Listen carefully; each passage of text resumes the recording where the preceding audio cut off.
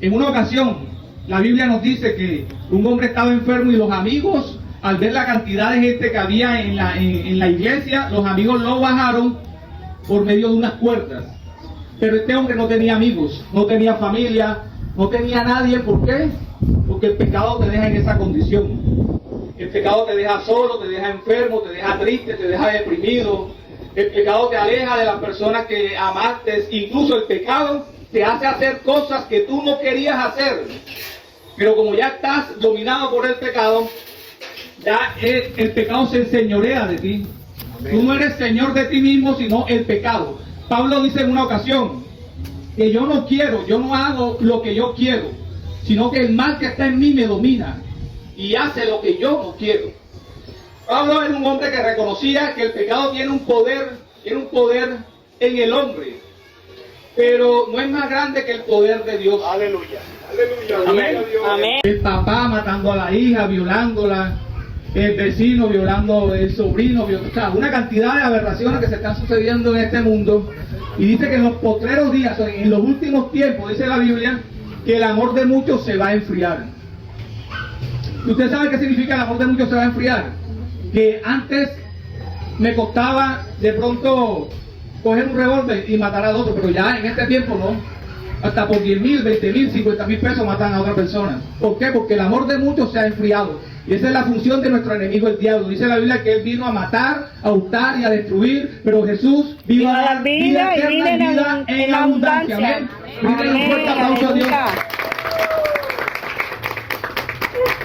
El pecado te destruye totalmente. Y esta es la función del enemigo, es decir, nuestro enemigo, el diablo.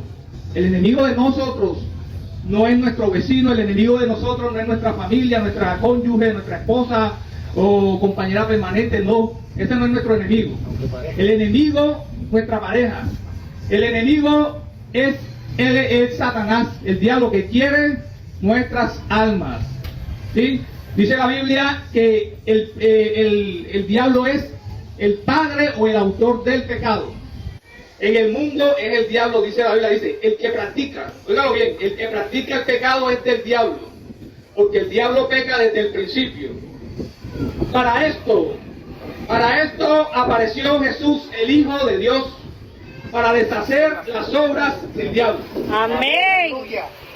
Y la Biblia nos dice, en esto se manifiestan los hijos de Dios y los hijos del diablo.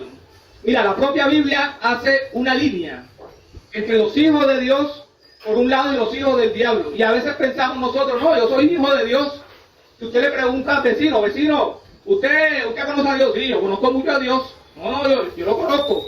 Pero el domingo usted ve al vecino tomando, el domingo usted ve al vecino en parranda, y todos, óigalo bien, la propia Biblia lo dice, no lo dice el predicador.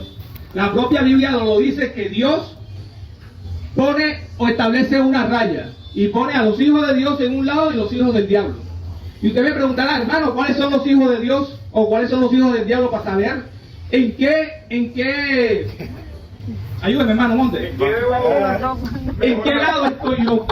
Oígalo bien. Usted me preguntará, la propia Biblia lo dice, no soy yo, hermano, sino la propia Biblia.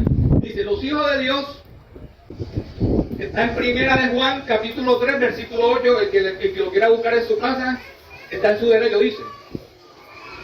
En esto se manifiestan los hijos de Dios y los hijos del diablo. Todo aquel, óigalo bien, querido amigo o amiga que me está escuchando, y que no ama a su hermano, no es de Dios.